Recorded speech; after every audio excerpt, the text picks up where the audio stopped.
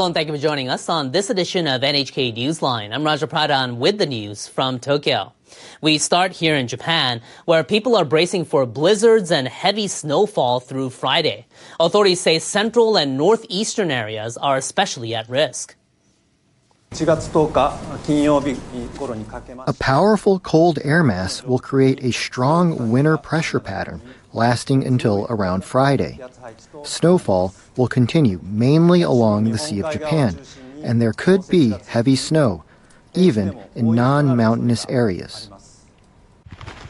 Meteorological agency officials urge caution for snow on power lines, trees, and rooftops. Snowfall in Iwamizawa City, Hokkaido Prefecture hit 114 centimeters as of Wednesday noon. That's 1.7 times the yearly average. Officials are also urging caution in southwestern Japan. People in Ehime Prefecture are rushing to fit their cars with snow tires. Sales at this store are up 23%. I'm relieved I had them replaced before the snow hits. I'm worried about the roads. Japan's expressways have a history of disruptions caused by snow. The Transport Ministry is urging people not to go out unless they must. Cars could become stranded, roads could be closed, and public transportation delayed.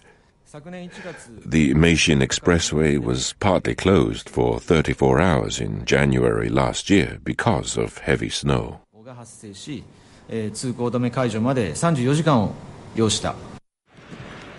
Ministry officials say drivers should use snow tires or chains, carry shovels and other tools, and carefully assess their routes. A joint team of South Korean investigators will try detaining impeached President Yoon Suk-yeol a second time after the first attempt failed last week. His lawyers claim their warrant is invalid, but say their client is willing to stand trial under certain conditions. Regarding the execution of the warrant, we say if they want to detain the president, just indict him. We will respond if they follow proper procedures. The lawyers add investigators should avoid causing more trouble for the South Korean public and government personnel.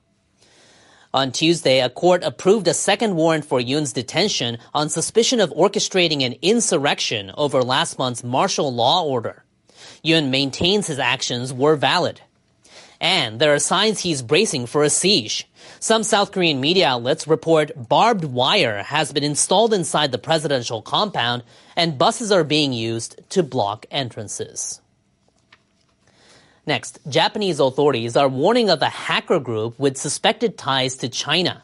They say the group has been trying to steal information sensitive to national security through hundreds of cyber attacks.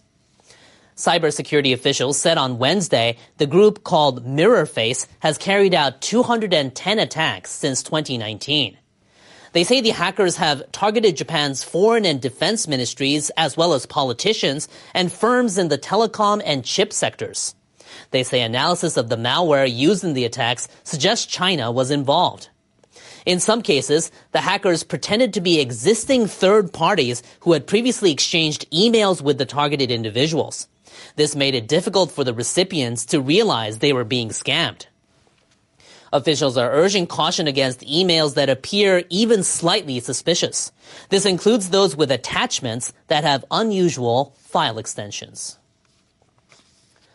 Rebels in Syria toppled the regime of President Bashar al-Assad 1 month ago, ending years of oppressive rule.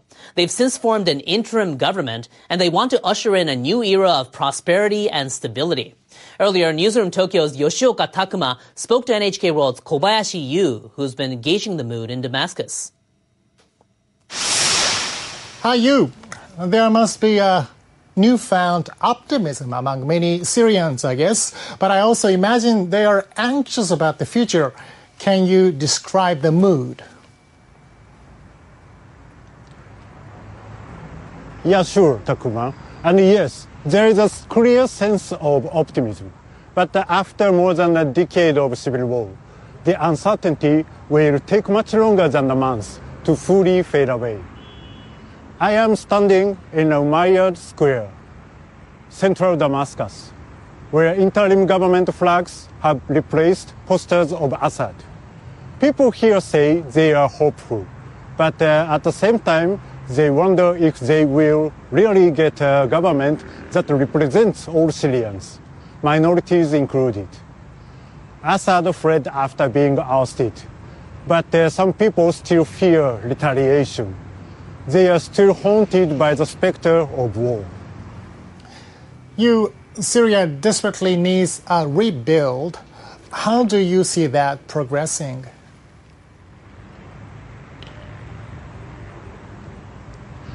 Yeah, after so much destruction, it won't be easy. There are so many scars to heal, both physical and psychological. Tadaman, about 5 kilometers southwest of central Damascus, is a case in point. The area was reportedly a rebel stronghold and bombarded by Assad's forces. Resident Anas Swaidani showed us around a zone once occupied by the military. Soldiers are said to have killed many citizens and burned their bodies. Swaidani says they took his younger brother 13 years ago. His whereabouts are still unknown, but he believes his brother died at the hands of Assad's troops.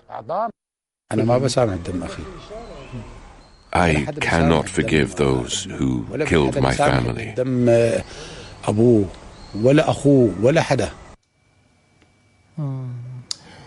Do you think the interim leaders can unify such a broken nation?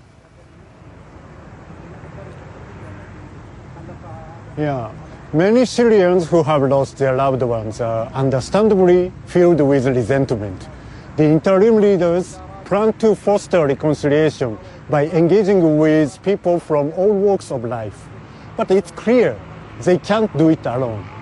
They will need major support from the international community.